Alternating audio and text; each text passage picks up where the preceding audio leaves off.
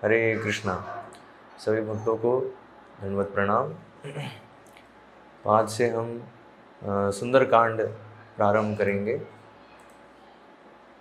तो कल हमने देखा कि कैसे जामवन ने हनुमान को अपनी शक्तियों के विषय में याद दिलाया और हनुमान को याद आता है और फिर वह अपनी शक्तियों का वर्णन भी करते हैं वानरों में उत्साह वर्धन के लिए, और फिर वह महेंद्र पर्वत की तरफ चले जाते हैं छलांग लगाने के लिए, क्योंकि वे कहते हैं कि जो भूमि है वो उनकी छलांग का दबाव जो है वो नहीं झेल पाएगी, तो इसलिए वो महेंद्र पर्वत को चुनते हैं। तो इस प्रकार से तो यहाँ से सुंदरकांड प्रारंभ होता है कि हनुमान अभी महेंद्र पर्वत पे जा रहे हैं और वहाँ पर तैयारी कर रहे हैं ये गौरव में छलांग लगाने के लिए। तो इसलिए हनुमान जी का एक नाम है सागरोत्तारका। तो सागरोत्तारका का अर्थ क्या है? जिन्होंने समुद्र पार किया, है ना, सागर को पार किया छलांग लगा के। तो इसलिए आज के चर्चा का शीर्षक है वो यही है, सागरोत्तारक हनुमान की गौरवमयी छलांग। तो अभी धर्मपरायण हनुमान महेंद्र पर्वत की तलहटी पे में जाकर सर्वप्रथम सूर्य, इंद्र, वायु एवं ब्रह्मा को प्रणाम करते हैं। तो अभी ऐसा नहीं कि हाँ मैं कर लूँगा तो अभी बस जाके जो है वो तुरंत छलांग लगा रहे हैं, पहले पूरी तैयारी करें। और तैयारी में सबसे पहली चीज़ क्या है कि सबसे पहले वो सूर्यदेव, इंद्र और वायुदेव और ब्रह्मदेव, है ना, ब्रह्मा जी जो हैं, तो उनको सबसे पहले प्रणाम करते हैं। तो उनका आशीर्वाद एक तरह से वो मांग रहे हैं कि इस मिशन के लिए, हमने देखा है दुष्कर मिशन जो है शुरुआत से ही था। शुरुआत में हम देख रहे हैं सब जो है वानर परेशान हो रहे हैं। कल हमने देखा था कितनी समस्याओं का सामना करना पड़ा उन्हें, और फिर एक एक करके कुछ ना कुछ रास्ता दिख रहा है, लेकिन अभी समस्या है कि सागर कौन पार करेगा। तो फिर उसका भी समाधान नहीं दिख रहा था, लेकिन फिर समाधान हुआ कि नहीं, हनुमान है वो पार कर सकते हैं। लेकिन अभी हनुमान जो हैं वो अभी सागर को पार करने जा रहे हैं। तो ऐसा नहीं है कि अभी मतलब समस्याएं नहीं आएंगी, हम देखेंगे अभी रास्ते में उनको बहुत सारी अड़चने जो हैं वो आएंगी। तो वही है, तो ये हनुमान की जो छलांग है, तो उससे हम क्या क्या सीख सकते हैं वो सब आज हम प्रयास करेंगे सीखने का। तो हमारी जो भक्ति है उसमें बहुत ही महत्वपूर्ण शिक्षाएं हैं सुंदरकांड से, है ना, हमारी भक्ति में प्रगति के लिए। तो सुंदरकांड जैसा कि नाम है, तो ये रामायण का सबसे सुंदर भाग है। सभी भाग सुंदर हैं, लेकिन ये भाग सुंदर है क्यों? क्योंकि इस भाग में, विशेषकर इस सुंदरकांड में, एक भक्त कैसे भगवान की सेवा करता है उसका पूरा वर्णन है। तो भक्ति, तो डिवोशनल सर्विस जो है ना, तो कैसे मतलब वो इतनी सुंदर है कि वो कृष्ण को भी आकर्षित करती है ना। ये जो है चीज़ यहाँ इस कांड में हमें देखने को मिलती है। तो भक्ति रसामृत सिंधु अगर आप पढ़ेंगे तो उसमें भक्ति के जो हैं शुद्ध भक्ति करने के जो परिणाम है, तो फल है वो बताया है। तो उसका एक फल जो है वो क्या बताया है? कृष्ण आकर्षणी, मतलब भक्ति की जो है एक विशेषताएं बताई हैं, तो उसमें बताया है कृष्ण आकर्षणी, मतलब कृष्ण को भी आकर्षित करते। कृष्ण सर्व आकर्षक है, तो हम देखते हैं सर्व आकर्षक हैं कृष्ण जो है वो सबसे सुंदर हैं, है ना। और सारी जो जितनी विभूतियाँ हैं, जो भी आकर्षक चीज़ें हैं, वो सब कृष्ण में असीमित रूप से है, इसलिए वो सर्व आकर्षक है। लेकिन जो भक्ति है वो उन सर्व आकर्षक को भी आकर्षित करती है। तो और कोई चीज़ भगवान को आकर्षित नहीं कर सकती। तो जो भक्ति की जो सुंदरता है जिससे भगवान आकर्षित होते हैं, वो इस पूरे सुंदरकांड में इसका वर्णन है।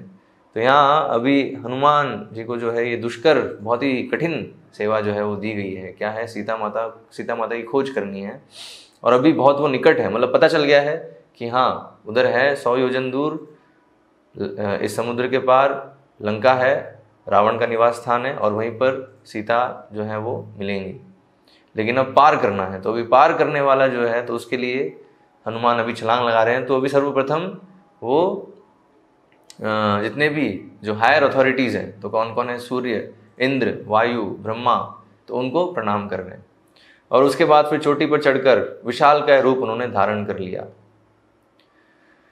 उन्होंने पर्वत को अपने हाथों एवं पैरों से पकड़ लिया, जिससे अनजाने में ही अनेक मृग कुचले गए।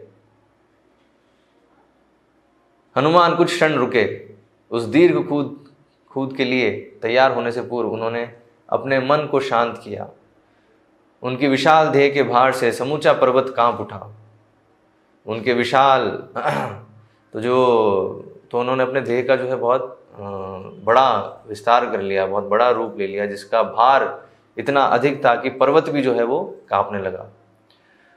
और उनके भार से जितने भी उस पर्वत में जीव थे, तो एक यहाँ वर्णन है सर्पों का, तो वहाँ पे सर्प जितने भी थे वो अपने मुखों से अग्नि जो है वो फेंकने लगे और चट्टानों को डसने लगे, जिससे वे धधकते हुए सहस्रों खंडों में विभक्त होने लगी।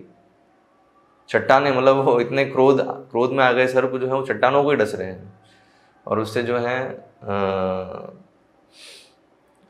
वो चट्टाने जो है वो खंडों में विभक्त हो रही है उनके डसने से।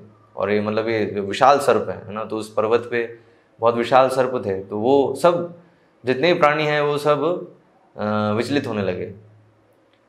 हनुमान द्वारा किए जाने वाली इस भव्य छलांग को देखने के लिए विद्याधर आकाश में उड़ने लगे। तो अभी जितने भी फिर विद्याधर हैं, तो ये भी जो हैं उच्च स्तर के प्राणी हैं, है ना, पृथ्वी के ऊपरी लोकों में ये मिलते हैं, तो मतलब ये लोग रहते हैं। तो विद्याधर है ना, तो विद्याधर जो हैं वो आकाश से ही हनुमान जी की ये भव्य छलांग को देखने के लिए उत्सुकता पूर्वक आए। और हनुमान अपनी सारी शक्ति संचित करते हुए नीचे झुके, और उनके झुकाव से तो वो जैसे ही नीचे झुके तो भी और पर्वत के ऊपर और दबाव पड़ने लगा, और इतना दबाव पड़ने लगा कि पर्वत की चोटियां जो है वो टूटने लगी।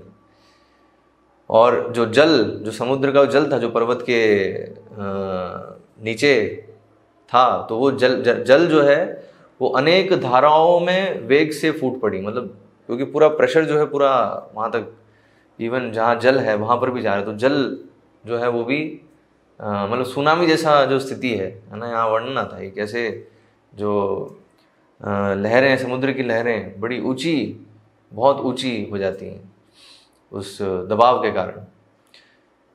और फिर उस पर्वत पे कुछ क्या है, गंधर्व भी होते हैं, तो वो लोग भी सब बाहर निकल के आते हैं, ऋषिगण भी होते हैं, वो भी सब जो हैं बाहर मतलब पर्वत छोड़कर वो पलायन करने लगते हैं।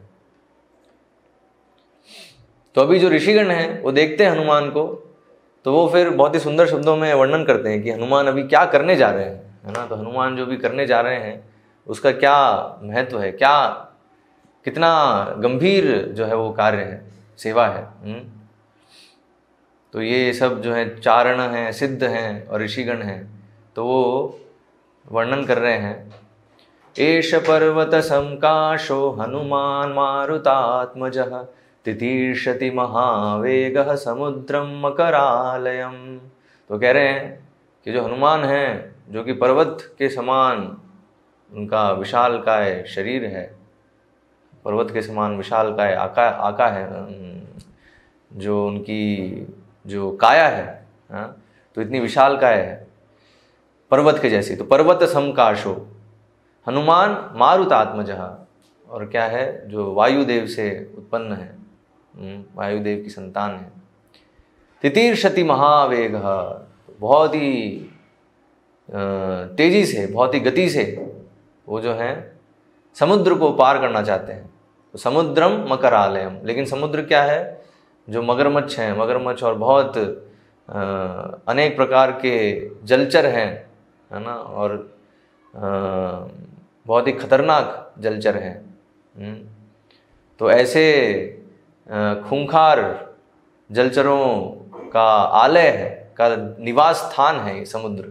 तो समुद्रम मकरालयम, तो ऐसे समुद्र को पार करने का जो है हनुमान जो है वो अभी प्रयास कर रहे हैं। और क्यों कर रहे हैं, रामार्थं वानरार्थं च चिकीर्षन् कर्म दुष्करं समुद्रस्य परं पारं दुष्प्रापं प्राप्तुमिच्छति। किस लिए? रामार्थम वानरार्थम, तो राम के लिए, वानरों के लिए, है ना, ये दुष्कर, है ना, चिकीर्षण कर्म दुष्करम, तो बहुत ही दुष्कर जो कार्य है उसको करने के लिए वो चल पड़े हैं, है ना, तैयारी कर रहे हैं, अभी महेंद्र पर्वत से भी छलांग लगाने वाले हैं। और दुष्प्राप, समुद्र के पार जाकर, मतलब समुद्र को पार करना अपने आप में दुष्कर कार्य है, फिर उसके बाद सीता की खोज करना लंका, रावण की लंका में जाके, तो वो भी अपने आप में एक असंभव कार्य है। तो दुष्प्रापम प्राप्तुम इच्छति, तो वो जो दुष्प्रापम मतलब बहुत ही कठिनाई से पूरा हो सकता है, उसको प्राप्त करने के लिए वो इच्छा कर रहे हैं, प्राप्तुम इच्छति, है ना।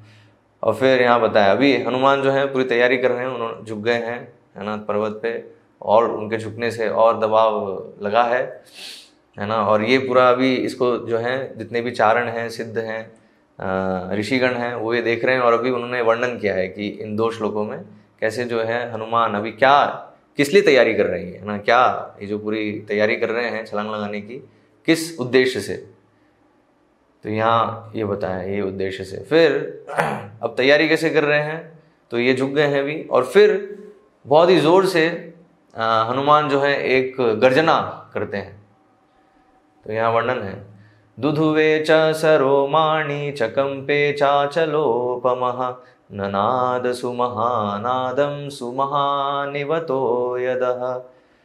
हाँ, तो यहाँ वो क्या है, उन्होंने ऐसे झुक के ऐसे ऊपर देखा, और इस तरह से, है ना, महानादम यहाँ वर्णन है ना, ननाद सुमहानादम, तो एक बहुत ही जोर से उन्होंने गर्जना करी। कैसी गर्जना है?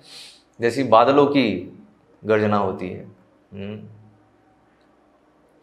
और फिर हनुमान ने फिर वानरों से कहा, तो क्या कहा वानरों से, तो यहाँ बड़े सुंदर शब्दों में हनुमान कहते हैं, यथा राघव निर्मुक्तः शरः श्वसन विक्रमः गच्छेतद्वगमिष्यामि लंकां रावणपालितां न हि द्रक्ष्यामि यदि तां लंकायां जनकात्मजाम् अनेनैव हि वेगेन गमिष्यामि सुरालयम् यदि वा त्रिदेवे सीतां न द्रक्ष्याम्यकृतश्रमः बद्ध्वा राक्षसराजानामनयिष्यामि रावणम् सर्वथा कृतकार्योऽहं मेष्यामि सह सीतया आनयिष्यामि वा लंकां समुत्पाट्य स रावणाम्। तो हनुमान क्या कह रहे हैं इन श्लोकों में? तो वानरों से वे कह रहे हैं कि या तो मैं सीता को लेकर आऊंगा अथवा रावण सहित समूची लंका को उजाड़ दूंगा, है ना। तो यहाँ कह रहे हैं कैसे जाऊंगा मैं? जैसे राम के धनुष से बाण निकलता है ना, तो राघव निर्मुक्त शरह श्वसन विक्रम, है ना। तो जैसे राम के धनुष से बाण निकलता है और वो जिस गति से आता है उस गति से मैं जाऊंगा लंका, है लंकाम रावण पालिताम, है ना। तो जो रावण के द्वारा पालित जो लंका है वहां मैं जाऊंगा इतनी गति से। और वहां जाकर अगर जनकात्मजाम, है ना, तो जो सीता है वहां अगर मुझे नहीं दिखी, नहीं द्रक्ष्यामि यदि ताम, अगर मुझे नहीं दिखी सीता वहां पे, तो फिर मैं फिर देवलोक जाऊंगा, देवताओं के स्थान पे जाऊंगा। अनेने भी वेगे न गमिष्यामि सुरालयम, है ना, तुरंत मैं फिर वहां से सुरालयम जाऊंगा जहां पे सुर निवास करते हैं। और वहां पर भी अगर सीता नहीं मिली तो फिर जो राक्षस राज रावण है उसको बांध कर मैं उसको ले आऊंगा। तो फिर वो कहते हैं या तो वही है, या तो मैं सीता को लेके आऊंगा या फिर रावण को लंका के साथ पूरा उठा के लेके आऊंगा। तो इस तरह से हनुमान जो है वानरों को कहकर फिर जो है वो छलांग लगाते हैं। तो यहाँ तो ऐसा कह के फिर वो दीर्घ श्वास लेते हैं, अपनी मांसपेशियों को कसते हैं और अकस्मात वह इस प्रकार वायु में उछले जैसे भगवान राम के धनुष से छोड़ा हुआ बाण हो। तो वही हनुमान कहते हैं कि मैं ऐसे ही जाऊंगा तो बिल्कुल ऐसी उसी गति से वो जाते हैं। और जैसे ही हनुमान जो हैं, जैसे ही वो उछलते हैं तो उनके उछाल के दबाव से, तो वो जो दबाव है जो महेंद्र पर्वत पर पड़ता है, तो उससे जितने भी वहाँ पर वृक्ष होते हैं वो सब उखड़ जाते हैं और कुछ वृक्ष जो हैं वो हनुमान के साथ जो हैं उड़ते हुए जाते हैं और इस तरह से कुछ दूर जाके फिर सब जो है नीचे गिरते आते हैं। इस तरह से बहुत एक सुंदर दृश्य बनता है ना, कि कैसे हनुमान जा रहे हैं और पीछे पीछे सारे जो वृक्ष हैं अपने पुष्पों के साथ जो है वृक्ष पूरा उखड़ के पूरा सब नीचे गिर रहे हैं। कुछ देर तक आगे जाके फिर ऐसे नीचे गिर रहे हैं। और हनुमान ने विशाल बादल की भांति ऊंची उड़ान भरी और अपनी पूंछ का विस्तार कर लिया। जब हनुमान स्वर्ग लोक में उड़ रहे थे, स्वर्ग लोक तो यहाँ वर्णन बहुत ही ऊपर जो है वो उड़ रहे थे, तो तब उखड़े हुए वृक्ष भी हनुमान के पथ का अनुगमन करते हुए सागर में जा गिरे। उनकी शाखाओं के रंगीन पुष्प झड़ कर नीचे गिर गए और जल की सतह पर फैलकर अत्यंत मनोहर दृश्य प्रस्तुत करने लगे। हनुमान की उड़ान के फल स्वरूप उत्पन्न तूफान के कारण सागर में उथल पुथल होने लगी। तो ये तो तूफान उत्पन्न हुआ है ना, जैसे हनुमान उड़े उड़ान, तो हम देख सकते हैं अगर किसी ने अगर एरोप्लेन में उड़ान भरी हो तो जहाँ पर जो एरोप्लेन का जो पंखा है जहाँ घूमता है, तो वहाँ क्या है बहुत मतलब वहाँ जा नहीं सकते, वहाँ बहुत और जब अगर एरोप्लेन जब उड़ान भरता है ना, तो उसके आसपास जो है हवा जो है बहुत ही तेज़ी से चलती है। तो लेकिन यहाँ हनुमान की जो उड़ान है वो आज के कोई भी कितने से बड़ा जो एरोप्लेन है उससे भी खतरनाक उड़ान है। क्योंकि यहाँ हम देखेंगे आगे कि हनुमान ने अपना शरीर का कितना, मतलब हनुमान का जो शरीर का साइज था इस समय जब उन्होंने ये उड़ान भरी, तो क्या साइज था, तो विश्वास नहीं होगा, है ना। यहाँ आता है वर्णन कि कितना 10 योजन चौड़ी और 30 योजन लंबाई में, है ना। मतलब हनुमान का जो साइज था वो 10 योजन चौड़ा था और 30 योजन लंबा था। और उसको मील में कन्वर्ट करते हैं तो आगे बताया है कि 80 मील चौड़ी और 240 मील लंबी। तो 240 मील लंबी मतलब कितना, हम तो जो है कंसीव भी नहीं कर पाएंगे, है? लेकिन यस, हनुमान ने जो है इतना बड़ा शरीर जो है का विस्तार किया और फिर जो है उड़ान भरी। तो इससे हम समझ सकते हैं कि पर्वत के ऊपर कितना जो है दबाव पड़ा और जैसी उड़ान भरी तो उधर कितना बड़ा तूफान उत्पन्न हुआ। तो इसके कारण सागर में उथल पुथल होने लगी।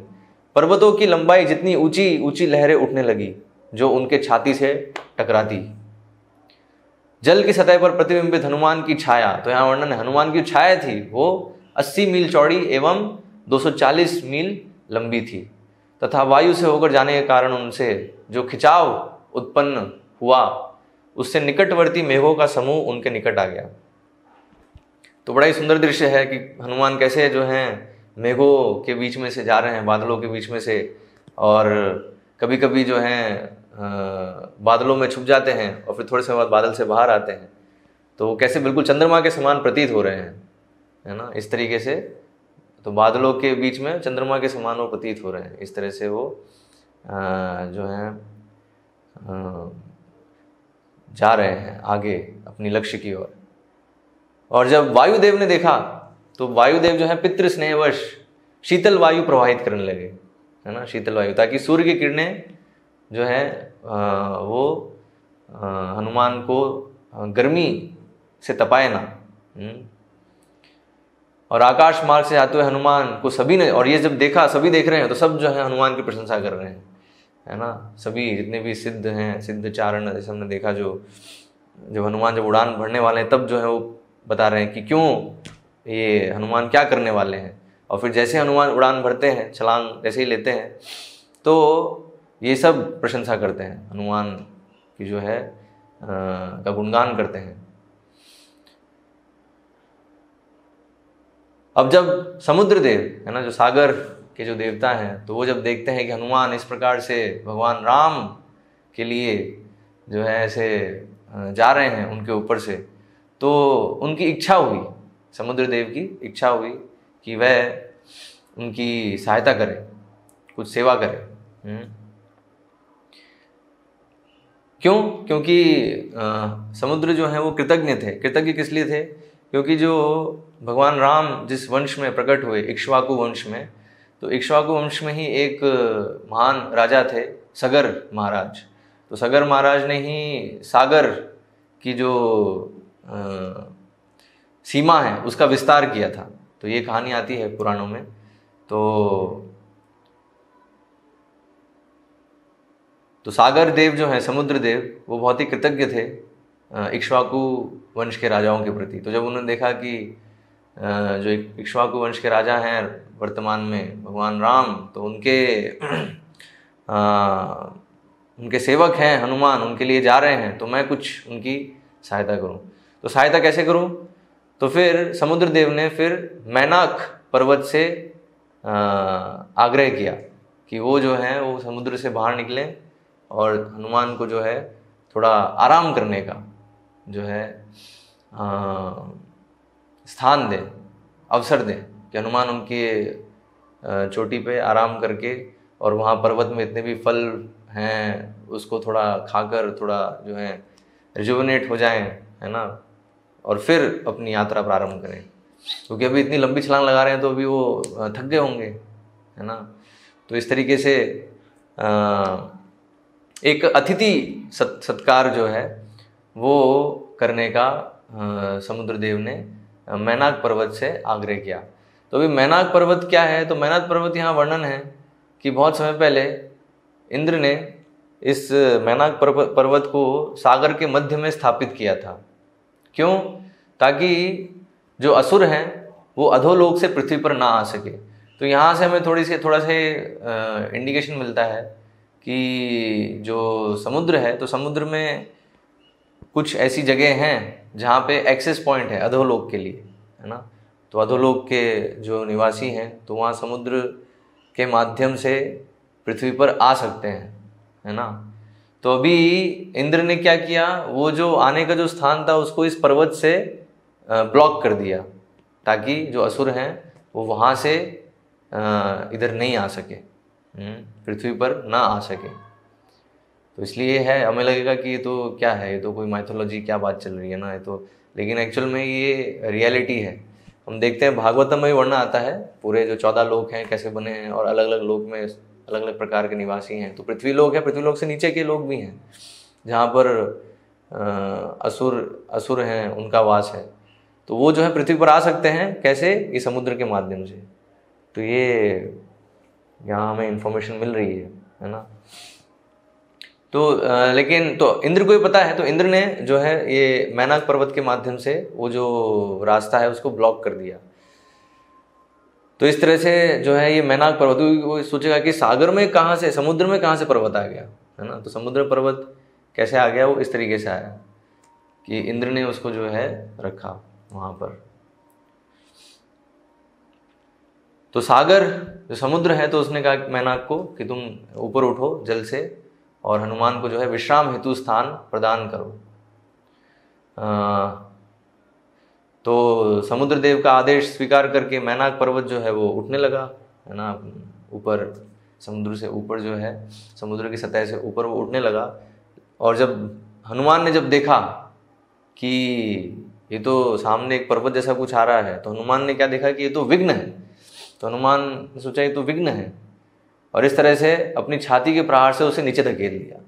हनुमान ने उसे जोर से अपनी छाती से जोर से प्रहार किया और उसको वापस नीचे धकेल दिया। तो हनुमान का पराक्रम देखकर मैनाक जो है बहुत ही संतुष्ट हुए। उन्होंने सराहना की, ओ तुम तो बहुत पराक्रम, तो छाती से ही मुझे नीचे धकेल दिया है, छाती के प्रहार से ही। तो फिर मैनाक फिर बोले, मैनाक जो है अपनी चोटी पर ही प्रकट हुए, अपने शिखर पर ही मनुष्य रूप धारण करके। उन्होंने फिर हनुमान से फिर कहा, हे पवन पुत्र, तुम मेरी चोटी पर थोड़ा विश्राम करने के पश्चात अपनी यात्रा करना। कृपया मेरी यह विनम्र सेवा स्वीकार करो, क्योंकि इस प्रकार से तुम्हारी सहायता करके मैं तुम्हारे पिता की आराधना करना चाहता हूँ। तो मैना कभी बताता है कि हाँ समुद्र देव तो चाहते ही हैं, समुद्र देव ने तो कहा ही है मुझे कि आपका मैं स्वागत सत्कार करूं, लेकिन मैं भी ऋणी हूं आपके प्रति। क्यों? क्योंकि आपके पिता वायुदेव ने मुझे मेरी रक्षा करी थी। कैसे रक्षा करी थी? तो बताते हैं कि सतयुग में सभी पर्वत जो हैं उनके पंख हुआ करते थे। तो अभी ये भी हमारे लिए बहुत मुश्किल हो कंसीव करना, ऐसा कैसे हो सकता है कि पर्वतों के पंख हैं? तो वही है, फ्रॉग फिलोसॉफी है ना। तो हम अगर कुएं के मेंढक जैसे हैं तो हम समझ नहीं पाएंगे, लेकिन हमें थोड़ा जो है कुएं से बाहर आना होगा और समझना होगा कि कुएं के अंदर की जो रियलिटी उससे और भी बड़ी रियलिटीज़ हैं। तो यहाँ शास्त्रों में हमें जब बड़ी जो रियलिटी है उसके बारे में बताया था, तो हम क्योंकि हमें उसका जो है अनुभव नहीं है तो हमें लगता है कैसे संभव है। तो ये हमें ऐसा लगेगा कि कैसे संभव है कि पर्वत जो हैं उसके पंख थे। तो यस, कलयुग में नहीं दिखेंगे, तो इसलिए यहाँ बताया सतयुग में, है ना। तो इसलिए जो मैनाक हैं वो बता रहे हैं कि सतयुग में सभी पर्वतों के पंख हुआ करते थे और गरुड़ के भांति जो है वो आकाश में उड़ा करते थे। लेकिन वही है, क्या हुआ फिर? सबको भय होने लगा, जितने भी निवासी थे, है ना। तो कि कहीं भूमि पर गिरकर सब कुछ नष्ट कर दें ना कर दें। तो इस तरह से तो वो संभावना थी, है ना। इतने भारी जो हैं भारी भरकम चीज़ है और गरुड़ के जैसे जो है वो उड़ रहे हैं हवा में, तो कहीं नीचे गिरेंगे तो क्या होगा? तो सब कुछ नष्ट हो जाएगा। तो इसलिए संभावना थी, तो इसलिए देवताओं और ऋषियों को भय होने लगा। तो अंततः तो इंद्र ने फिर क्या किया? अपना वज्र उठाया। मतलब इंद्र ने फिर निर्णय किया, नहीं इन सबके पंख काटने पड़ेंगे। तो इसलिए फिर इंद्र ने अपने वज्र से सहस्रों पर्वतों के पंख काट दिए और इस प्रकार से काट रहे थे। तो इंद्र ने ये मैनाक पर भी आक्रमण किया, लेकिन वायुदेव ने उनकी रक्षा करी। तो एग्जैक्टली इंद्र ने नहीं स्थापित किया, एक्चुअली वायुदेव ने जो है बलपूर्वक फिर वहाँ फेंक दिया सागर में, समुद्र में मैनाक को फेंक दिया। तो इंद्र भी कारण थे, लेकिन एक्चुअली वायुदेव ने बलपूर्वक उनको फेंका इंद्र के प्रकोप से बचाने के लिए। तो इस प्रकार से मेरे पंख सुरक्षित बच गए। तो मैनाक बता रहे हैं, तो एक्चुअली बस अब मैं ही बचाऊं जिसके पंख सुरक्षित हैं, बाकी जितने भी पर्वत थे उन सब के पंख काट दिए गए। तो इसलिए मैं ऋणी हूँ और तुम उन्हीं वायुदेव के पुत्र हो, तो इसलिए मैं भी तुम्हारी सहायता। तो समुद्र देव तो करना ही चाहते हैं क्योंकि वो इक्ष्वाकु वंश के ऋणी हैं और मैं बिल्कुल आपके पिता का ऋणी हूँ, इसलिए मैं जो है आपकी सेवा करना चाहता हूँ, आपकी जो है अतिथि सत्कार करना चाहता हूँ। तो यहाँ बता रहे हैं वो, अब तुम्हारे पिता को इस सहायता का ऋण चुकाने के लिए मैं तुमसे कुछ क्षण विश्राम करके मेरे आतिथ्य को स्वीकार करने की विनती करता हूँ। तो अभी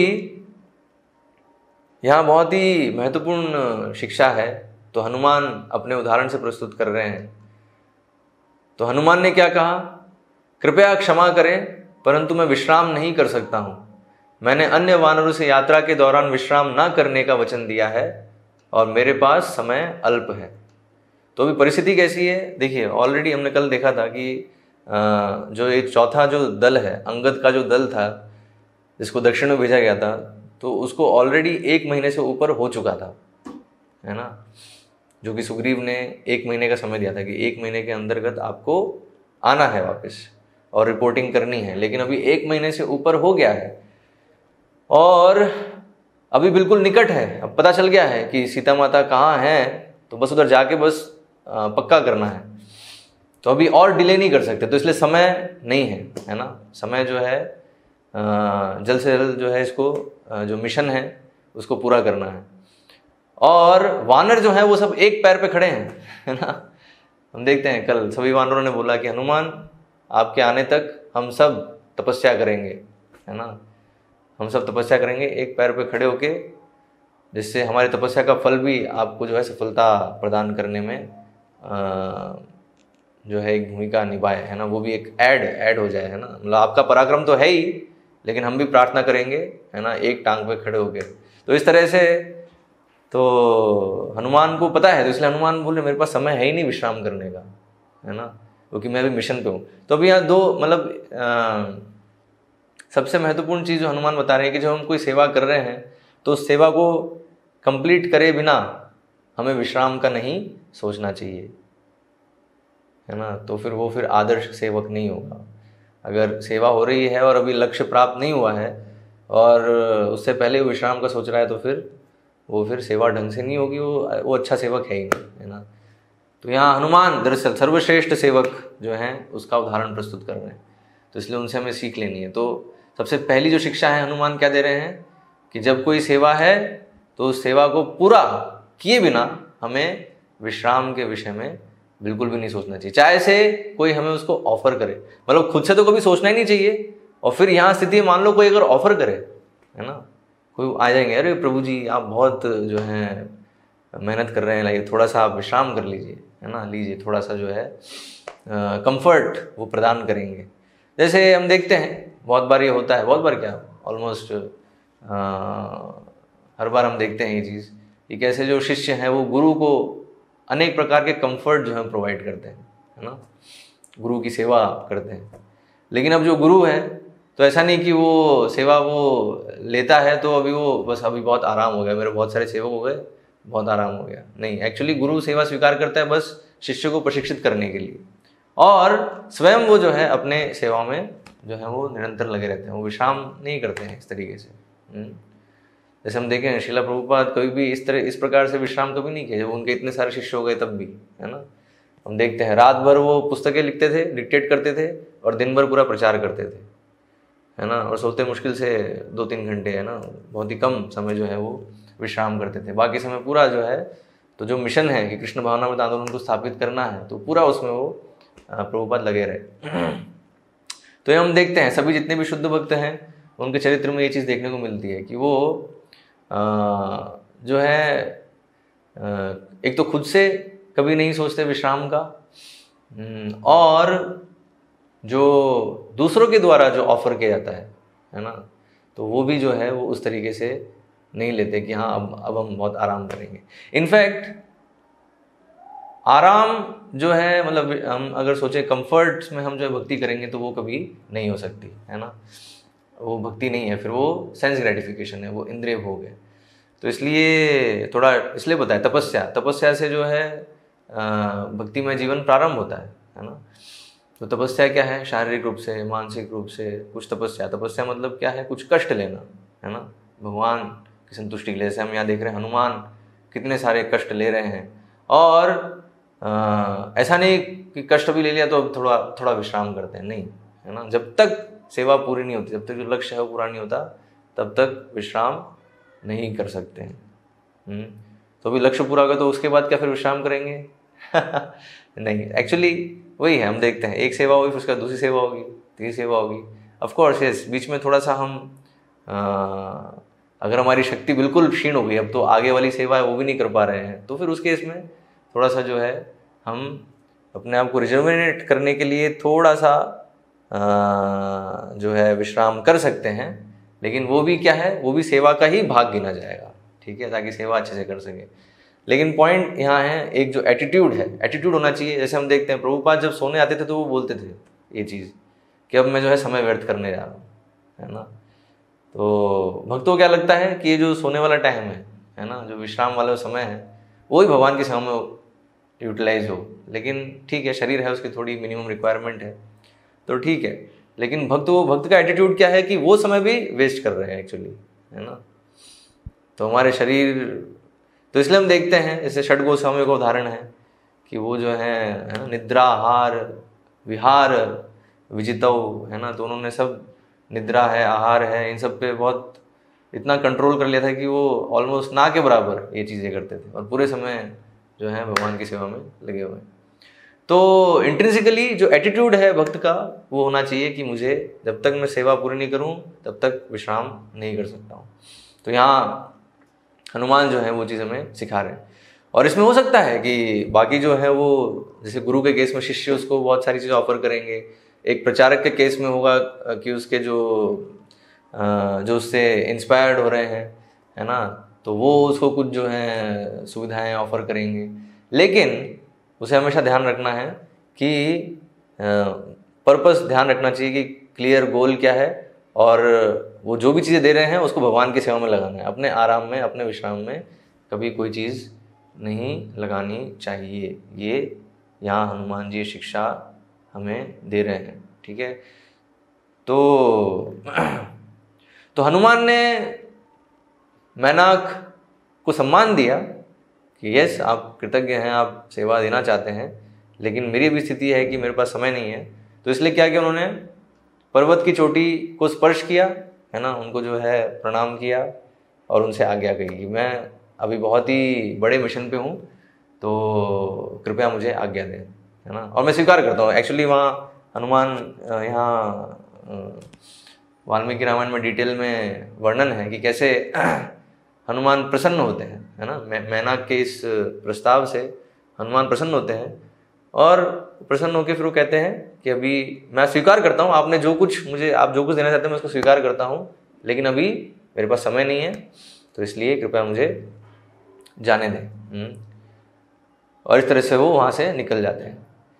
और मैनाक भी प्रसन्न होते हैं, हाँ ठीक है ना, ठीक है, समझ गए मैनाक। और हनुमान के फिर जाने के बाद इंद्र जो है वो मैनाक से आते हैं और बोलते हैं कि अब तुम मुझसे भयभीत मत रहो, है ना, मैं तुम्हारे पंख नहीं काटूंगा, तुम कहीं भी अभी जा सकते हो। तो फिर हनुमान अभी आगे जा रहे हैं, ठीक है। तो एक टेस्ट यहाँ तो यहाँ पर एक परीक्षा से पार किए। तो हनुमान की पहली परीक्षा यहाँ पे क्या थी कि देखो, तो हम जब भक्ति करते हैं तो हमें बहुत सारे जो है इंद्रिय भोग के अवसर मिलेंगे, है ना, कंफर्ट्स और ये सब मिलेंगे, तो उनको जो है ना कहना और पूरी तरह से भगवान की सेवा में लगे रहना खुद भी, और जब भी ये सारी चीज़ें आती हैं तो उनको भी भगवान की सेवा में लगाना, है ना। तो ये एक पहला जो है पहला पड़ाव है ना, पहली परीक्षा है जिसमें बहुत सारे लोग फेल हो जाते हैं, हम देखते हैं, इसलिए फॉल डाउन आता है। जैसे ही सेवा कर रहे हैं, भक्ति कर रहे हैं, तो जैसे ही कुछ भौतिक रूप से कुछ प्राप्त होने लगता है तो तुरंत फिर जो है अहंकार आता है, और अहंकार आता है, अहंकार के बाद फिर पतन हो जाता है।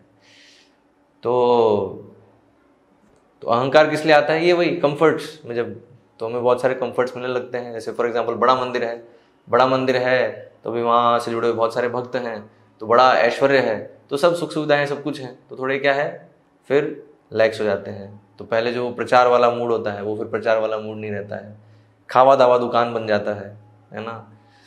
तो भक्ति सिंह सरस्वती महाराज इसके बिल्कुल अगेंस्ट में थे, है ना, कभी नहीं चाहते थे कि मंदिर जो है ऐसे खावा दावा दुकान बन जाए, और ना ही प्रभुपाद कभी चाहते थे। लेकिन अगर इस परीक्षा में अगर हम फेल हो गए तो फिर क्या है, वो फिर मंदिर जो है फिर खावा दावा दुकान बन जाता है। तो इसलिए बताया प्रचारकों को बहुत जो है सतर्क रहना चाहिए। और प्रचारक मतलब हमारे आंदोलन में सभी प्रचारक हैं, कृष्ण भावनामृत आंदोलन में, है ना, हर कोई अपने अपने स्तर पे एक लेवल पे प्रचार कर ही रहा है। तो ये उसको ध्यान रखना है कि जब भी उसे ऐसे कंफर्ट मिले, ऐसे आराम का अवसर, विश्राम का अवसर मिले, कुछ भौतिक सुख सुविधाएं मिले, तो उसके चपेट में नहीं आना है ना। जो भी है उसको भगवान की सेवा में लगाने का प्रयास करते रहना। तो अभी हनुमान आगे बढ़ते हैं, तो जो ऋषिगण हैं, देवता हैं, गंधर्व हैं, तो वह सब फिर माता सुरसा के पास जाते हैं और उनसे निवेदन करते हैं कि हम हनुमान के वास्तविक बल की परीक्षा लेना चाहते हैं। एक्चुअली यहाँ वर्णन आता है कि हनुमान के बल में दोनों चीजें आ गई, शारीरिक और बुद्धि, है ना, शरीर और बुद्धि बल जो है दोनों हम देखना चाहते हैं। तो उन्होंने फिर तो माता सुरसा से निवेदन किया कि आप एक विशाल राक्षसनी का रूप धारण करके उसे रोकने का प्रयत्न करें, वह आपको शीघ्र ही पराजित कर देगा अथवा निराश हो जाएगा। तो फिर अभी तो तुरंत फिर क्या किया सुरसा ने कि उसने एक पर्वत काया जितना विशाल विकृत राक्षसनी का रूप धारण कर लिया। तो ये सुरसा जो है वो राक्षसनी थी नहीं, लेकिन राक्षसनी का रूप उन्होंने धारण कर लिया और अकस्मात सागर से प्रकट हुई और हनुमान के मार्ग को रोककर खड़ी हो गई और वह कहने लगी। तो उन्होंने फिर तुरंत कहा, अभी हनुमान को क्या है, हनुमान जैसे ही देखते हैं कि ये कोई राक्षसनी है तो वो तुरंत मतलब थोड़े से वो देखते हैं कि अभी क्या करें, है ना, अभी राक्षसनी तो लगता है युद्ध करना पड़ेगा अभी। लेकिन जैसे ही ये राक्षसनी बोलती है तो राक्षसनी क्या बोलती है, भगवान ब्रह्मा के वरदान के अनुसार अपने समक्ष उपस्थित किसी भी प्रकार के भोजन को मैं ग्रहण कर सकती हूँ। तो ब्रह्मा जी ने मुझे वरदान दिया है कि मेरे सामने कोई भी है तो उसको वो मेरा भोजन बन जाएगा। तो हे वानर श्रेष्ठ, विधाता ने तुम्हें मेरे मार्ग में भेजा है। अब मैं तुम्हें अपने इस विस्तृत मुख में अंदर प्रविष्ट हो जाने के लिए आमंत्रित करती हूँ। तो इसलिए अब तुम मेरे मुख में आ जाओ, तुम मेरा भोजन बन जाओ, है ना। तो हनुमान, तो अभी क्या है, अभी यहाँ एक जो चीज़ हनुमान जी सिखा रहे हैं, तो यहाँ हनुमान चाहते तो उससे युद्ध कर सकते थे, लेकिन हनुमान जी यहाँ पे युद्ध नहीं करते हैं। क्यों? क्योंकि हनुमान जी यहाँ ये जो इनके जो वचन हैं, वचन सुन के समझ जाते हैं, नहीं इसमें तो जो है दूसरा रास्ता भी है। तो वही जैसे हमने कल सुना था कि कैसे बुद्धि के जो है 8 विशेषताएं हैं, तो जिसमें क्या है, सामने वाले को सुनने की अभिलाषा, और सुन के फिर उसका तात्पर्य समझना, ठीक है, और भी बहुत सारी चीज़ें समझनी होती हैं एक्चुअली, है ना। मतलब जो भी एक कथन है, तो जिसने कहा है, किस उद्देश्य से क्या है, क्या उसके पीछे अर्थ है, तो वो सब चीज़ें जो समझनी होती। तो भी यहाँ जैसे ही राक्षसनी बोली तो हनुमान जी को थोड़ा सा लगा कि ये राक्षसनी नहीं है ना, क्योंकि इस तरह से नहीं बोलेगी ये, और ब्रह्मा का वरदान है इसको, और इसमें तो क्या है, इसके बस मुख के अंदर जाके आना है, तो इसमें क्या है, मुझे बस ये चीज़ करनी है। तो इसलिए हनुमान जो यहाँ पे अपना उस तरह से अपने पराक्रम का प्रदर्शन नहीं करते, जैसे कि राक्षसों का भी वध करना है, तो अभी राक्षस ने आगे भी इसका वध ही करना है, नहीं। और कैसे, वो ये वचन सुन के वो समझ जाते हैं। तो फिर हनुमान ने फिर बताया, तो इसलिए हनुमान फिर कहते हैं, देखो मैं जो है अभी एक मिशन पे जा रहा हूँ, क्या है, मेरे को सीता माता पता लगाना है ना, भगवान राम के लिए, और फिर एक बार मैं पता लगा के फिर भगवान राम को बता दूंगा, उसके बाद फिर मैं आ जाऊंगा आपके पास, आपके मुख में प्रवेश कर जाऊंगा। पहले तो वो कहते हैं कि इस कार्य में तुम्हें मेरी सहायता करनी चाहिए, देखो मैं ऐसा प्रयत्न कर रहा हूँ, भगवान की सेवा करने का प्रयत्न कर रहा हूँ, तो तुम्हें तो मेरी सहायता करनी चाहिए इसमें, किंतु यदि तुम इसके बदले मेरा भक्षण करना चाहती हो, तो सीता का पता लगाने और राम को इसकी सूचना देने के पश्चात मैं अवश्य यहाँ लौट कर आऊँगा और तुम्हारे मुख में प्रविष्ट हो जाऊँगा। तो हनुमान जी ने ऐसा कहा सुरसा को। लेकिन फिर सुरसा ने फिर व्यंग किया, अरे मूर्ख, ब्रह्मा के वरदान के कारण तुम्हें तत्काल मेरे मुख के भीतर आना होगा। तो अभी देखो, तो ये बार बार यही कह रही है कि मुख के भीतर आना होगा, मुख के भीतर। तो हनुमान जी पहले भी इसने ये कहा कि मुख के अंदर आ जाओ, फिर अभी वापस से कहते हैं कि मुख के भीतर आना होगा। तो हनुमान जी फिर सोचे कि ये तो जो है मैं इसको ऐसे ही कर लूँगा, तो कैसे, वैसे मुझे इससे इस तरह से युद्ध करने की आवश्यकता नहीं है, इसमें मुझे बस, तो अभी एक टेक्निक है ना, अभी बुद्धि, तो यहाँ हनुमान जी का बुद्धि बल जो है वो दिखता है यहाँ पे है। तो उन्होंने, तो सुरसा ने ये कहकर, ये व्यंग कर कर अपने मुख को 10 योजन चौड़ा कर लिया, और फिर हनुमान ने फिर अपने शरीर को भी 10 योजन चौड़ा कर लिया। तो फिर हनुमान फिर कहते हैं कि अभी जो आपका जो मुख है वो मेरे को, मतलब मैं आ ही नहीं सकता हूँ, आपके मुख को मेरे शरीर से बड़ा करना होगा। तो यदि तुम चाहती हो कि मैं तुम्हारे मुख में आऊं, तब तुम्हें अपने मुख का विस्तार और अधिक करना होगा। तो फिर सुरसा ने फिर अपने मुख का विस्तार 20 योजन चौड़ा कर लिया, लेकिन हनुमान ने अपने शरीर को 30 योजन में विस्तार कर लिया। फिर सुरसा ने फिर अपने मुख को 40 योजन तक कर लिया, फिर हनुमान ने अपने शरीर को 50 योजन बड़ा कर लिया, और फिर सुरसा ने फिर 60 योजन तक कर लिया, और हनुमान ने फिर 70 योजन अपना शरीर का विस्तार कर लिया। और फिर सुरसा ने यहाँ नहीं रुकी, सुरसा फिर 80 योजन अपना मुंह चौड़ा कर लिए, और हनुमान ने अपना विस्तार 90 योजन तक कर लिया। फिर सुरसा ने 100 योजन का विस्तार कर लिया। तो फिर हनुमान जी फिर अपनी जो है एकदम से उन्होंने, तो अभी सुरसा को क्या लग रहा था कि अभी तो यही कंपटीशन चल रहा है कि कौन कितना बड़ा होगा, लेकिन अभी हनुमान जी क्या है, अपना शरीर बिल्कुल छोटा कर दिए, है ना। तो तब क्षण भर से ही हनुमान ने अपना आकार 1 अंगूठे के बराबर संकुचित कर लिया। तो अभी कहाँ 100 योजन से, है ना, मतलब अभी हनुमान ने 90 योजन किया था और सुरसा ने अपना मुख 100 योजन कर लिया। तो हनुमान जी ने तुरंत अपना जो साइज है वो अंगूठे के बराबर, है ना, अंगूठा जो है इतना साइज कर लिया, और इतना साइज करके और गति से जो है वो सुरसा के मुख के अंदर गए और बाहर आ गए। इससे पहले कि सुरसा जो है अपना मुख बंद करती, तो बंद करने से पहले ही हनुमान जी अंदर जाके बाहर आ गए और बोले, हे दक्ष सुधा, अब तुम्हारे वरदान की शर्त पूर्ण हो गई और मैं अपनी यात्रा पर निकलता हूँ। हाँ, तो यहाँ हनुमान जी क्या सिखा रहे हैं कि ऐसा नहीं है कि हम हमेशा हमें अपने आप को बड़ा दिखाना है, बड़ा बड़ा बड़ा हम होंगे और तभी हम जो है विजयी होंगे, है ना, जीत पाएंगे, है ना। विनम्रता, है ना, छोटा, इनफैक्ट छोटा बनते हैं तो एक्चुअली हम तो फिर भगवान की कृपा होती है, फिर जो है हम हमारी सेवा में सफल हो पाते हैं। और हमें क्लियर रहना चाहिए कि हमारी मतलब हमें क्या चीज़ करनी है, अर्थात जो सेवा है, जो सेवा मिली है तो उसको मतलब पूर्ण करना है, तो वो जो लक्ष्य है वो क्लियर होना चाहिए सामने। बीच में जो भी अड़चन आ रही है तो जरूरी नहीं है कि सारी अड़चनों में हम पूरी अपनी शक्ति लगाएं, है ना। बुद्धि से अगर कार्य करेंगे तो हो सकता है कि कम शक्ति में ही वो अड़चन हट जाए। जैसे यहाँ पे हम देख रहे हैं हनुमान जी चाहते तो अपनी पूरी शक्ति से शूरसा के साथ युद्ध करते और उसका वध कर देते, है ना। लेकिन उनको पहले तो ये समझ में आया कि ये जो है राक्षसनी जैसी नहीं लग, ये दिख तो रही है लेकिन बातों से नहीं लग रही है, और जो ये कह रही है वो तो बिना इसका वध करे किया जा सकता है ना। बोले इसके मुख में तो जाना है, तो मुख में जाके मैं अंदर आ जाऊंगा जल्दी से, मतलब अंदर जाके बाहर आ जाऊंगा, तो इसकी शर्त जो है पूरी हो जाएगी। तो इस तरीके से बुद्धि से अगर कार्य करें तो बड़े से बड़ा जो विघ्न है वो बहुत ही छोटा हो सकता है ना, मतलब आसानी से पार हो सकता है। तो ये जो है यहाँ पर हनुमान जी, तो इसलिए बुद्धि योग, है ना। तो जो भी हमें सेवा मिलती है गुरु के माध्यम से, तो उसमें हमें बुद्धि से उसको जो है पूरा करने का प्रयास करना चाहिए, है ना।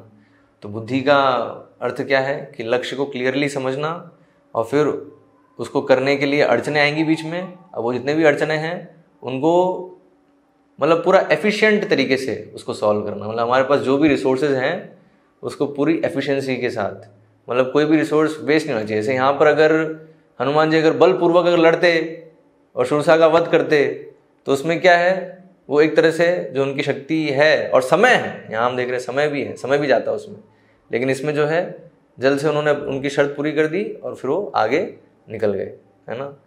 तो इसलिए हमें देखना है कि जो भी हमारे पास रिसोर्सेज हैं, है ना, उसका एफिशिएंट तरीके से यूज़ करके उस अड़चन को ओवरकम करके हम जो है अपने सेवा को पूर्ण करने की ओर बढ़ें।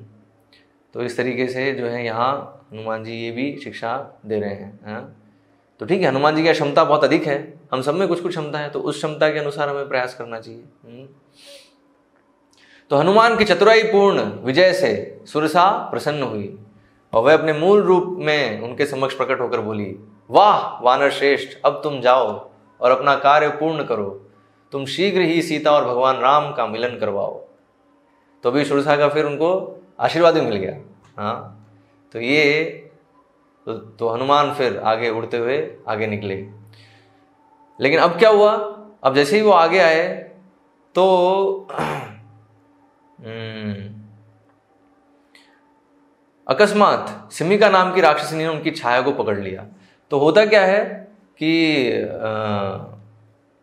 हनुमान को क्या लगता है कि उनकी शक्ति घट रही है, हाँ, क्योंकि वो भी बिल्कुल वेग से जा रहे हैं आगे और एकदम से जो है वो उनकी जो गति है वो कम होने लगती है ना। तो उनको लगता है कि शक्ति घट रही है, लेकिन होता क्या है, सिमिका नाम की जो राक्षसनी है वो उनकी छाया को पकड़ लेती है और हनुमान को समझ में नहीं आता है कि हो क्या रहा है। फिर चारों ओर वो देखते हैं और सागर में फिर वो देखते हैं कि एक विशाल भयंकर राक्षसनी निकल रही है। तो अभी इसमें हनुमान समझ जाते हैं कि ये तो राक्षसनी ही है। क्यों? क्योंकि इसने तुरंत ही मेरे ऊपर आक्रमण कर दिया है। वहाँ सुरसाई केस में क्या है कि वो सामने आए, वो बोल रही थी कि अब मैं तुम्हें खाऊंगी, तो उसके जो हाव हैं और जो बात है उससे हनुमान जो है ये समझ गए कि ये राक्षसनी नहीं है, ये दक्ष सुता है, ये सुरसा है। सुरसा है एग्जैक्टली वो नहीं पता था, लेकिन ये एग्जैक्टली उनको ये तो इतना तो पता चल गया था कि ये उस प्रकार से राक्षसनी नहीं जिसका मुझे वध करना होगा। लेकिन अभी यहाँ पर जो सिमिका है, सिमिका तो क्या तुरंत अटैक कर दी, है ना। तुरंत जो है उसने हनुमान जी को पकड़ लिया इस तरह से कि अब तो इनका मैं भक्षण करूंगी। और उसने फिर एक्चुअली उसने क्या किया, उसने हनुमान जी को अपनी उनकी छाया से पकड़ा, तो ये उसके पास शक्ति थी, उसने छाया से पकड़ लिया और फिर हनुमान की ओर बढ़ते हुए उसने जैसे ही अपना मुख चौड़ा करके खोला तो हनुमान ने भी अपनी काया का विस्तार कर लिया तो अभी हनुमान ने फिर से सोचा, फिर से चलो ठीक है, अभी ये खाने की कोशिश करी तो इसका जितना मुंह है तो इससे और बड़ा होंगे हम, है ना। वही सेम स्ट्रेटेजी की कोशिश कर रहे थे, लेकिन क्योंकि हनुमान बहुत बुद्धिमान हैं, तो बुद्धि का एक लक्षण क्या है, वो भविष्य को समझ जाते हैं। मतलब अभी अगर मैं ये चीज़ कर रहा हूँ तो ये सक्सेसफुल होगी नहीं होगी, ये थोड़ा आभास हो जाता है, ठीक है। तो कुशाग्र बुद्धि वाले हनुमान को शीघ्र ही आभास हो गया कि राक्षसनी का मुख अभी भी उन्हें निगल पाने के लिए पर्याप्त चौड़ा था है ना। तो ये उनको आभास हो गया, नहीं ये तो वो सुरसा ऐसी नहीं है, ये तो ऑलरेडी इतना चौड़ा कर रखी है मुंह, और अभी मैं जितना ही बड़ा करूं लेकिन अभी भी इसका मुख जो है पर्याप्त है मुझे इसके मुंह में ये ले जाने के लिए। तो फिर हनुमान ने फिर क्या है, पैतरे बदलते हुए अकस्मात अपनी काया को अति लघु रूप दे दिया। फिर से देखो, तो फिर से हनुमान फिर से लघु रूप में आ गए और तुरंत मुख में घुसकर उसके विशाल का शरीर में प्रविष्ट हो गए, है ना। शरीर में प्रविष्ट हो गए और अपने नुकीले पंजों से उसके हृदय को चीर दिया और फिर उसके शरीर से निकलकर अपना विस्तृत आकार धारण किया। तो यहाँ अभी हनुमान जी उसका ऑप्शन नहीं था, हनुमान जी समझ गए थे कि ये तो इसको तो राक्षस नहीं है, इसका तो वध करना ही पड़ेगा, क्योंकि डायरेक्ट बिल्कुल अटैक ही कर दिए ये। हाँ, तो इसलिए उन्होंने अपने नुकीले पंजों से उसके हृदय को चीर के वो जो है बाहर आ गए उसके शरीर से, और फिर से अपना जो है विस्तृत आकार धारण किया। तो यहाँ हम देख रहे हैं एक्चुअली दोनों ही स्थिति में हम जो सुरसा के साथ भी जो है हनुमान जी छोटे हो जाते हैं अंगूठे के साइज के, और यहाँ पर भी छोटे हो जाते हैं। तो एक शिक्षा तो यहाँ क्लियर है कि विनम्र रहो, है ना। छोटे अगर हम रहेंगे और भगवान की सेवा में लगे रहेंगे तो फिर हम अपनी सेवा में सफल होंगे। अगर हम अपने आप को बड़ा ही करने का हमेशा कोशिश कर रहे हैं और अपने आप को बड़ा ही दिखाने का कि देखो मैं कितना बड़ा हूँ, बहुत बड़ा प्रचारक हूँ, बहुत बड़ा जो है भक्त हूँ, है ना, बहुत सारी डिग्री है मेरे पास, बहुत सारे फॉलोअर्स हैं यूट्यूब पे, मेरे बहुत सारे व्यूज़ हैं, है ना। तो ये सब जो चीज़ें हैं ठीक है किसी को मिल सकती, लेकिन इस पे जो है ऐसा प्रयास नहीं होना चाहिए कि ये सब चीज़ें मतलब मैं बड़ा ये सब हो जाए, है ना। ये सब प्रचार के माध्यम से तो कोई विनम्र है ना, अपना को छोटा समझता है और अपने आप को भक्तों का तुच्छ सेवक समझता है ना। हरि गुरु वैष्णव का तुच्छ सेवक है और सेवा कर रहा है, और सेवा में अगर ये चीज़ें मिलती तो ठीक है, वो इससे विचलित नहीं होता है ना, वो अपनी सेवा कंटिन्यू करता रहता है। लेकिन इन चीज़ों के पीछे मतलब मैं बड़ा हूँ ये दिखाने के लिए भागना, तो फिर क्या है, उससे हम सफल नहीं हो पाएंगे हमारी सेवा। मतलब जो भगवान है ना, और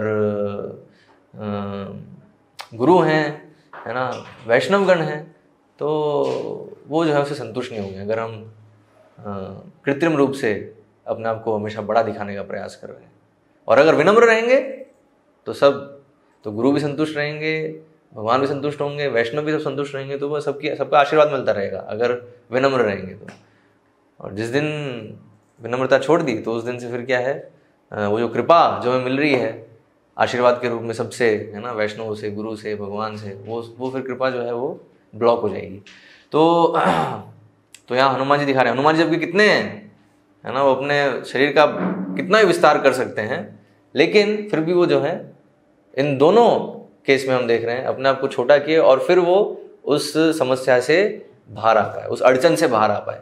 तो दरअसल यही है, तो हम जब भगवान की सेवा करते हैं तो जितनी भी जो अड़चनें हैं, जितनी भी जो समस्याएं आती हैं, वो दरअसल वो परीक्षा है हमारी बस मिथ्या अहंकार को चेक करने के लिए, ठीक है, कि हम मिथ्या अहंकार से ऊपर आए कि नहीं है ना। हम ये चीज़ समझ रहे हैं कि नहीं समझ रहे हैं कि हम भगवान के, गुरु के, भक्तों के, वैष्णवों के तुच्छ सेवक हैं, है ना। तो बस यही परीक्षा होती है। और समस्या क्या है, मिथ्या अहंकार से हम अटैच रहते हैं, आसक्त रहते हैं, और इसलिए परीक्षाओं में फेल होते रहते हैं। तो फिर जो है हमें फिर भक्ति में फिर रुचि नहीं आती, भक्ति फिर ऐसा लगता है कि भक्ति क्या करना है ना, भोग ही करते रहते हैं। तो इसलिए बताया है, तो जो भी हम जब कोई सेवा करते हैं और उसमें जो परीक्षा आती है, तो वो परीक्षा बस हमारे मिथ्या अहंकार को बस टेस्ट करने के लिए है, और अगर हम उसमें विनम्र रहेंगे तो परीक्षा हम पास कर जाएंगे, और नहीं है तो फिर फेल होंगे।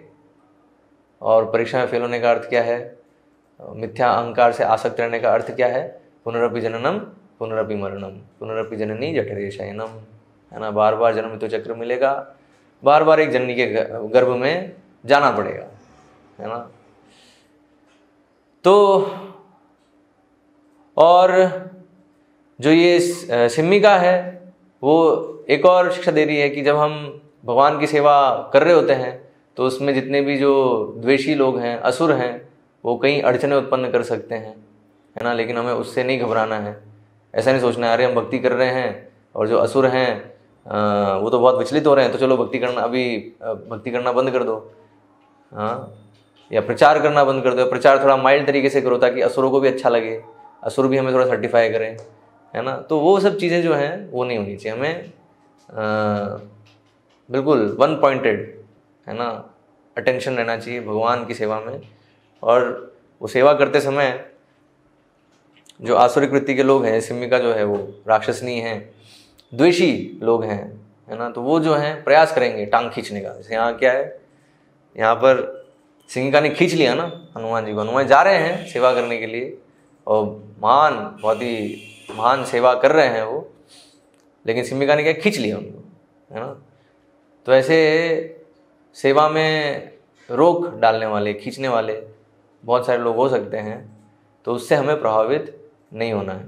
मतलब वो हम एक्सपेक्ट करें कि वो ऐसा होगा और भगवान से प्रार्थना करें तो कुछ ना कुछ भगवान जो है रास्ता निकाल देते हैं। जैसे यहाँ पर, और वही है, विनम्र कर रहे हैं, अगर हम विनम्र रहें तो फिर हमें जो है रास्ता मिल जाता है। जैसे यहाँ पे हनुमान जी को रास्ता मिल गया, है ना, क्योंकि हनुमान जी शुद्ध भक्त हैं, तो समझ गए कि ये तो अभी क्या है, मुझे अपना आकार छोटा ही करना होगा, लघु रूप करके फिर वो मुंह में घुसे और फिर जो है वो अपनी नुकीले पंजों से उसके हृदय को चीरते हुए बाहर निकल गए। तो ऐसे ही है, तो भक्त भी जो है विनम्र रहेगा तो जो भी समस्या आएगी, चाहे से वो असुरों के माध्यम से या फिर कुछ भी तरीके से जो भी समस्या आ रही है, तो उसको वो पार कर जाएंगे, है ना, भगवान की कृपा से, अगर वो विनम्र रहेंगे तो हम ये लेकिन समझें कि ये एक्सपेक्टेड है। जैसे हम देखते हैं प्रभुपाद जब अमेरिका में प्रचार कर रहे थे तो कितना इस प्रकार से कितने सारे लोग जो हैं आरोप लगाते थे, सिर्फ अमेरिका ही नहीं, इवन इंडिया में भी।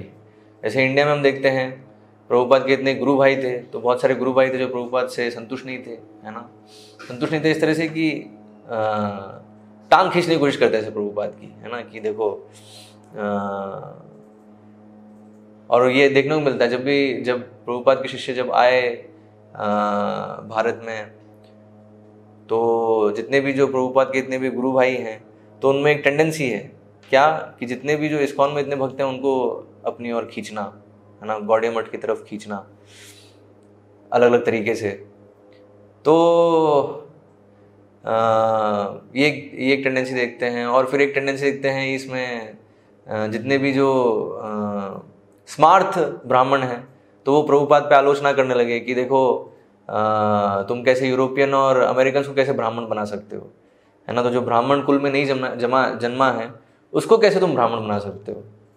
तो वो उस तरह से जो है प्रभुपाद की टांग खींच रहे हैं, है ना, कि तो ऐसे द्वेषी लोग रहेंगे हमेशा। सिम्मिका जैसे लोग जो है ना, हम भगवान की सेवा कर रहे हैं, वो खींच रहे हैं कि नहीं तुम मत करो, है ना। ऐसे ही ऐसे बहुत सारे आरोप प्रभुपाद के ऊपर लगाते थे लोग, है ना, कि वो जो है ऐसे जो विदेशी हैं, जो भारत का कल्चर है उसको बिगाड़ रहे हैं, जो विदेशी हिप्पी हैं उनको जो है ये कल्चर दे रहे हैं, इस तरीके से बहुत सारे आरोप। इसलिए हम देखते हैं वो एक मूवी बनाई थी, है ना, उसमें वो गाना भी था वो कि दम मारो दम हरे कृष्ण हरे राम, है। और प्रभुपाद को फिर शिष्यों ने दिखाया कि देखो उन्होंने ऐसी मूवी निकाली और ऐसा जो है इस तरह से प्रचार कर रहे हैं लोग। तो प्रभुपाद क्या कहे, प्रभुपाद कहे कि कुछ समय बाद देखना दम तो चला जाएगा, हरे कृष्णा और हरे राम ही रहेगा, है ना। तो आज हम देखते हैं ऐसा ही है ना, अभी तो हरे कृष्णा हरे राम ही है ना, और वो जो है गाना वो कौन ध्यान रखता है। तो और फिर ब्रेन वॉशिंग केस जो लगा था, है ना, अमेरिका में प्रभुपाद जो प्रचार कर रहे थे इस्कॉन, बहुत सारे जो युवा वर्ग हैं वो इस्कॉन को ज्वाइन कर रहे थे, तो जितने भी जो उनके पेरेंट्स थे, है ना, आज हम देखते हैं इंडिया में भी देखते हैं, जब इंडिया में जब जितने भी युवक हैं ज्वाइन करते तो पेरेंट्स बहुत परेशान हो जाते हैं, वो फिर जो है इस्कॉन को बहुत आरोप लगाते हैं, है ना।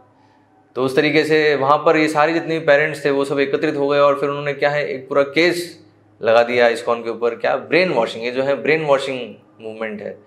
तो ये लोग जो है युवा वर्ग है उसका ब्रेन वॉश करते हैं, है ना, ब्रेन वॉश करके बहला फुसला के जो है ये अपने संस्था में उनको इस तरह से कार्य करवाते हैं। तो लेकिन देखते हैं हम, उसको भी प्रभुपाद ने फिर ओवरकम किया, है ना। तो इस तरह से बहुत सारे ऐसे इंसिडेंट्स हैं। जैसे हम देखते हैं जुहू का मंदिर जब बन रहा था, तो जुहू का मंदिर बन रहा था उस समय जो मिस्टर नायर हैं, तो वो भी सिमिका जैसे ही व्यक्ति थे, हाँ, कि पहले ज़मीन दी और फिर ज़मीन फिर नहीं दे रहे हैं। और भक्तों ने भक्त शिफ्ट भी हो गए और वहाँ आराधना भी चालू कर दी, तो उन्होंने गुंडों को भेज दिया, भक्तों को मतलब मारपीट भी हुई और जो है बहुत तोड़फोड़ भी हुई, हाँ। और फिर उससे फिर हम देखते फिर अल्टीमेटली फिर भगवान ने क्या किया, यही किया, है ना। जैसे हम देखते हृदय को चीर दिया, तो मिस्टर नायर जो है उनको हार्ट अटैक, है ना, वो ख़त्म, हाँ। तो क्योंकि प्रभुपाद को परेशान कर रहे थे वो। प्रभुपाद ने वहाँ वरना आता है, प्रभुपाद बॉम्बे से निकलते हैं उस ज़मीन के सामने से, तो प्रभुपाद भगवान से वचन देते हैं, भगवान को ये प्रॉमिस करते हैं कि मैं यहाँ पे आपके लिए एक भव्य मंदिर का निर्माण करूँगा, और प्रभुपाद पूरा उसमें लग जाते हैं। लेकिन ये जो है ये वही सिमी का ऐसा व्यक्ति होता है, टांग खींच रहा होता है ना। प्रभुपाद जो वहाँ बॉम्बे में प्रचार स्थापित करना चाहते हैं, है ना, मंदिर जो है स्थापित करना चाहते हैं, तो उसमें अड़चन दे रहा है वो, है ना, करने नहीं दे रहा है उसको, हाँ। तो भगवान ने फिर क्या किया, हार्ट अटैक, है ना। तो एक दिन मिस्टर नायर जो है वो हार्ट अटैक से उनकी मृत्यु हो जाती है, और उसके बाद फिर जो भी अड़चनें आ रही होती हैं वो सब क्लियर हो जाती हैं। तो इसलिए हम देखते हैं तो सारे शुद्ध भक्तों के चरित्र में तो हनुमान जी यहाँ दिखा रहे हैं, और ऐसे हम देखेंगे प्रभुपाद के केस में भी कितनी बार जो प्रचार कर रहे हैं, लेकिन जो है उनके गुरु भाई हो गए, यहाँ भारत के जो हैं स्मार्त ब्राह्मण हो गए हैं, और जो असुर हैं वो तो हैं ही, है ना। असुर फिर जो हैं वो ब्रेन वॉशिंग आरोप लगा रहे हैं, है ना। और फिर रावण जैसे लोग, वो तो आगे आएगा, है ना। ये सारे क्या हैं, ये सिमिका जैसे लोग हैं। फिर रावण जैसे लोग भी रहते हैं, है ना, उनका हम देखेंगे आगे, है ना, वो कैसे कार्य करते हैं। मतलब वो तो डायरेक्ट मतलब वो बहुत बड़े स्तर पे नियंता बनना चाहते हैं, है ना, बड़े जो हैं असुर रहते हैं। लेकिन ये सब जो है छोटे असुरों के केस है, हाँ। जो थोड़ा सा प्रभाव है, थोड़ा सा है एरिया, उसमें वो जो है मतलब देख नहीं सकते कि कोई भगवान की सेवा कर रहा है, यही पॉइंट है ना। तो वही तो अभी जितने भी जब जो युवा हैं जो इस्कॉन ज्वाइन करते हैं, पूरा समर्पित होते हैं भगवान की सेवा के लिए, तो जितने भी जो पेरेंट्स हैं वो सब परेशान भी होते हैं। सबसे बड़ी परेशानी यही होती है उनकी कि इसको हमने तैयार किया था हमारी सेवा के लिए, भगवान की सेवा कैसे कर रहे हैं, हाँ। तो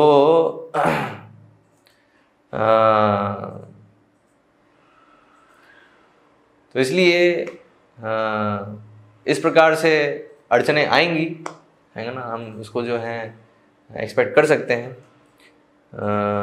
लेकिन अगर हम विनम्र रहेंगे और हमेशा भगवान की सेवा में पूरा फोकस रहेंगे कि हमारी सेवा में फोकस रहना चाहिए, तो क्या है, हम उस सब को, इन सब अड़चनों को पार कर जाएंगे, हाँ। तो अभी सिम्मिका को जल में मरकर गिरते हुए देखकर सिद्ध, चारण और विद्याधर सभी इस विजय के लिए हनुमान का गुणगान करने लगे, हाँ। तो अभी सभी जो हनुमान की प्रशंसा कर रहे हैं, लेकिन अभी हनुमान को इससे जो है कोई प्रभाव नहीं पड़ रहा है। यूजुअली क्या होता है, हमारा कोई गुणगान करेगा तो हमें थोड़ा लगने लगता है वो सही में ये लोग समझे हैं मुझे, है ना, मेरा गुणगान कर रहे हैं, मेरे गुणों को समझ रहे हैं। लेकिन हनुमान जी को कोई नहीं, हनुमान पूरा जो है वन पॉइंटेड अटेंशन है पूरा लक्ष्य पे, कि अभी जो है लंका पहुंच के सीता माता का पता लगाना है और जल्द से जल्द लंका पहुंचना है। तो इसलिए उन्होंने सिम्मिका का वध किया और तुरंत आगे बढ़े। सिद्ध, चारण, विद्याधर उनकी प्रशंसा कर रहे हैं, वो जो है वो बिल्कुल भी उनके लिए इतना इम्पोर्टेंट नहीं है। तो इस तरह से फिर वो कुछ समय बाद लंका के दूरस्थ तट पर स्थित वन पर पहुंच जाते हैं, है ना। तो एक तो टेक ऑफ देखा हमन ने, महेंद्र पर्वत से कैसे टेक ऑफ करते हैं हनुमान, और फिर अभी यहाँ लैंडिंग जो है वो हो जाती है समुद्र के तट पे, और वहां से लंका को वो देखते हैं। यह सोचकर कि राक्षसों ने पहचान लेंगे तो हनुमान अपना आकार जो है ना, अपने सामान्य आकार धारण कर लिया, क्योंकि अभी हम देखते हैं अभी क्या आकार था जिस पे वो आ रहे थे, तो 80 मील चौड़ा और 240 मील लंबा, है ना, इतना बड़ा रूप था। और बीच में जो ये सिमिका और ये सब आए तो उसको जो है उन्होंने रूप को छोटा किया जब अड़चने जब आई, है ना, और इस तरह से उससे वो निकल पाए। तो अभी उस रूप में अगर वो पहुंचेंगे तो कैसे, वो तो सब देख लेंगे, इतना बड़ा रूप है, तो इसलिए उन्होंने अपने सामान्य रूप में वो आ गए, है ना, लैंडिंग करते ही। और लंका द्वीप के मुख्य पर्वत त्रिकूट के एक विषम दर्रे पर जाकर बैठ गए। तो अभी त्रिकूट पर्वत जो वहाँ पे लंका स्थित है, वहाँ पर जाकर एक जगह वो बैठ जाते हैं और फिर सोचने लगते हैं अभी क्या करना है। तो 100 योजन की छलांग लगाने के पश्चात हनुमान को तनिक भी थकान का अनुभव नहीं हुआ, है ना। तो ये भगवान की कृपा है ना, इतना उन्होंने इतनी बड़ी छलांग लगाई, लेकिन और बीच में इतने सारे अड़चन भी आई, लेकिन वो उससे उनको थकान का अनुभव नहीं हुआ। ऊपर की ओर देखने पर उन्हें आश्चर्यजनक नगरी लंका दिखाई दी, जो चारों ओर से कमल पुष्पों से परिपूर्ण गहरी घाटियों से घिरी हुई थी। यह सब उन्होंने त्रिकूट पर्वत के शिखर पर से देखा। नगर ऊंची स्वर्ण दीवारों से घिरा हुआ था, जहां भयंकर राक्षसों का सख्त पहरा था। तो इस प्रकार से हनुमान ने लंका को देखा, और फिर लंका में फिर वो कैसे प्रवेश करते हैं, और उसके बाद फिर जो होता है वो हम फिर कल उसको देखेंगे। तो आज हम यहीं पे विराम देते हैं। हरे कृष्णा।